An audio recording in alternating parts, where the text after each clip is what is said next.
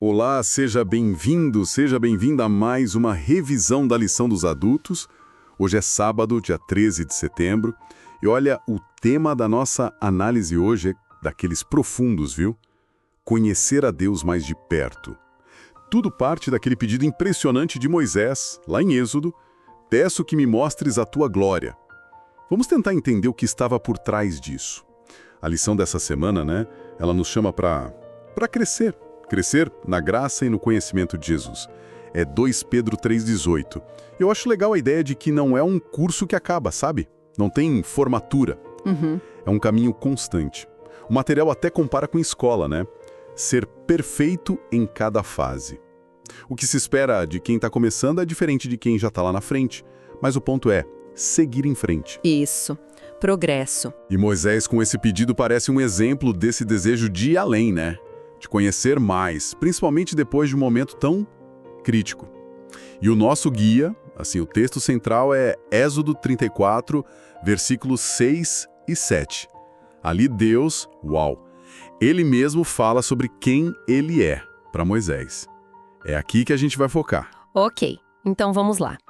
Essa coisa de crescer espiritualmente, a gente ouve muito, mas o que é na prática? A comparação com a escola ajuda, tem etapas, mas o ponto parece ser buscar ativamente, né? Não é ficar parado. Exatamente, e o crescimento está totalmente ligado a quem a gente conhece. O pedido de Moisés, mostra-me a tua glória, olha, não veio do nada. Não foi um capricho. Ele acontece logo depois daquela crise gigantesca, o bezerro de ouro. Ah, sim, o bezerro. Uma apostasia terrível, né? Uma rebelião clara contra o Deus que tinha acabado de tirar eles do Egito. O material extra que cita Ellen White, de Patriarcas e Profetas, ressalta como isso foi grave. Um ponto de ruptura mesmo. Pois é, o bezerro de ouro. Impressionante como tudo saiu dos trilhos tão rápido ali, né? No pé do Sinai. E as leituras da semana falaram sobre isso. Sobre idolatria. Uma das respostas dizia o óbvio, mas que a gente esquece: trocar o Criador pela criatura. Mas tinha também a ideia de que, ao adorar algo sem vida, feito por eles mesmos, eles se rebaixaram, ficaram no nível do ídolo. Isso é forte. É muito forte. E tem mais, né? A idolatria, como uma das reflexões sugeriu, não é só errar o alvo da adoração. É tipo tirar Deus do lugar central. Faz sentido. E quando Deus não está no centro, o que preenche o espaço? O nosso ego, o medo, a injustiça. A bagunça se instala, entende? A reação de Deus, aquela ira justa e a intercessão quase desesperada de Moisés, nossa, mostra como Israel chegou perto do fim ali. Nossa, aquela hora que Moisés se joga na frente, né? Basicamente falando: me risca do livro, mas perdoa o povo. Que coragem, que líder. Um exemplo incrível de intercessão. E a citação de Patriarcas e Profetas sobre precisar ter um juízo ali. É bem interessante, compara com Caim, com o pessoal do dilúvio, sugerindo que se Deus não agisse firme, a corrupção ia tomar conta de um jeito que ia destruir o propósito todo de Deus para Israel. Então a justiça ali não era só punição. Não só. Era também para preservar, sabe? Agindo junto com o amor que quer restaurar. Mesmo que as medidas sejam duras. É nesse clima tenso, juízo chegando, Moisés intercedendo, aliança quase rompida, que ele faz o pedido mais ousado da vida dele. Mostra-me a tua glória. É quase estranho, né? No meio da crise toda, em vez de pedir ajuda prática, sei lá, comida, proteção, ele pede para ver Deus mais fundo. O que será que ele imaginava? Uma luz forte, poder. Ótima pergunta. Talvez ele sentisse que a única coisa que podia sustentar ele e o povo dali pra frente era entender de verdade quem Deus era. Não só o que ele fazia, mas a essência, o caráter dele. E a resposta de Deus, é uma das maiores revelações da Bíblia toda. Deus não faz um show de luzes. Assim, não, como a gente talvez pense. Clama o nome e o caráter dele enquanto a sua presença passa por Moisés. É Êxodo 34, 6 e 7. O Senhor Deus compassivo e bondoso, tardio em irar-se e grande em misericórdia e fidelidade. É muita graça junta. Compaixão, bondade, paciência, amor leal, que é a misericórdia, né? E verdade, fidelidade. É como se Deus dissesse: Moisés, minha glória não é só poder. Minha glória é o meu jeito de ser. E continua, que guarda a misericórdia em 1000 gerações, que perdoa a maldade, a transgressão e o pecado. Puxa, que alívio isso deve ter sido para Moisés, né? Depois da maldade, transgressão e pecado do bezerro. Exatamente. É uma afirmação muito forte de que Deus quer perdoar. A natureza dele é graciosa, se estende por milhares de gerações. Mas a proclamação não acaba aí. E isso é importante para a gente não ter uma visão torta de Deus. Certo. Ele logo emenda, ainda que não inocente o culpado, e visita a iniquidade dos pais nos filhos até a 3ª e 4ª geração. Essa parte sempre pega. Como assim, visita a iniquidade? Parece contraditório com a misericórdia para 1000 gerações. Ou até meio injusto com os filhos, né? É, preciso olhar com calma. Primeiro, olha a diferença. Misericórdia para milhares de gerações, consequência do pecado por 3 ou 4. A balança de Deus pende muito mais para a graça, né? Verdade. Segundo, esse visitar a iniquidade não é tipo Deus castigando o filho inocente pelo erro específico do pai. Outros textos, como Ezequiel 18, deixam claro que isso não acontece. Então o que significa? Pode ser sobre as consequências naturais do pecado, sabe? Aquelas que continuam nas famílias, na cultura, padrões ruins, ambientes que fazem mal, o legado de escolhas erradas. O pecado deixa rastros, afeta todo mundo em volta, mas o ponto principal ali para Moisés é que as duas coisas existem juntas. Deus é muito misericordioso e perdoa, e ele é totalmente justo, não ignora o pecado. A glória dele está nesse equilíbrio. É complexo, é santo. Entender isso era vital para Moisés liderar aquele povo que errava tanto. Saber que tinha perdão, mas também tinha responsabilidade. Essa tensão, né? Justiça e misericórdia juntas, como a glória de Deus. Isso me leva direto para a cruz. Uma das perguntas da semana era sobre a expiação substitutiva, porque ela é vista como a forma certa de entender a cruz.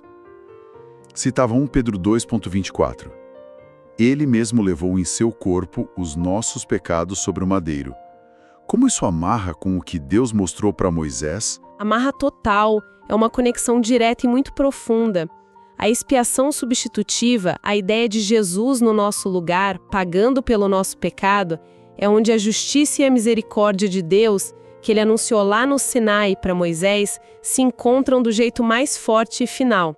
A justiça de Deus, a santidade dele, exige que o pecado, maldade, transgressão e pecado tenha consequência. Ele não inocenta o culpado no sentido de fingir que não há uma dívida. Certo. Mas a imensa misericórdia e amor dele, compassivo e bondoso, grande em misericórdia, criam um jeito de perdoar sem abrir mão da justiça. E esse jeito é Jesus tomando o nosso lugar. Exatamente. Em Cristo, na cruz, Deus meio que absorve nele mesmo as consequências do nosso pecado. Ele satisfaz as exigências da sua própria justiça santa e, ao mesmo tempo, mostra o tamanho do seu amor e misericórdia, perdoando quem confia nele. Como diz lá em 1 Pedro 2,24, por suas feridas vocês foram curados. É a justiça sendo feita e a misericórdia sendo dada. Por isso que o material diz que qualquer outra visão da expiação que diminua ou tire esse ponto da substituição acaba não pegando a complexidade toda do caráter de Deus, que já estava lá em Êxodo 34. A cruz não é só um exemplo de amor, entende? É um ato de resgate que resolve o problema real do pecado diante desse Deus justo e misericordioso. Faz todo sentido. Então, a gente sai da revelação do caráter de Deus, vê isso explodir na cruz, e aí, como fica a nossa caminhada com esse Deus? A parte do RSP, né, o relacionamento pessoal, levou a gente para Números 33. Confesso que, olhando rápido, esse capítulo parece uma lista, só nome de lugar. Um diário de viagem meio seco, talvez? Ah, eu entendo essa primeira impressão. Números 33 é basicamente o roteiro das 42 paradas dos israelitas, desde o Egito até a fronteira de Canaã. Mas pensa no porquê dessa lista. O texto diz que Moisés escreveu por ordem do Senhor. Ah, não foi só para registrar, então. Não era só geografia. Era um memorial. Um testemunho escrito da fidelidade de Deus durante 40 anos de caminhada no deserto. O memorial da fidelidade dele, mesmo com todas as reclamações e rebeldias do povo que a gente lê em outros lugares, né? Êxodo, Números. Exatamente isso. Uma das fontes até dizia que Deus guiou eles apesar de suas murmurações e rebeldias. Então essa lista vira um registro da paciência de Deus, da provisão que nunca faltou água, maná, proteção, mesmo com a inconstância do povo.